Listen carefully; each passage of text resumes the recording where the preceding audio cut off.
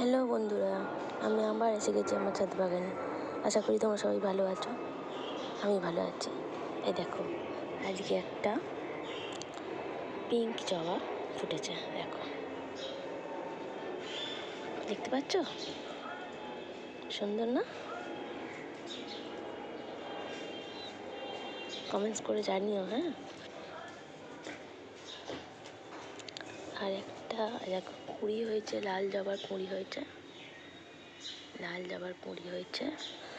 আর এই ফুলগুলোর নাম আমি জানি না, কেউ জানালেও না, তোমরা একটু জানিও প্লিজ।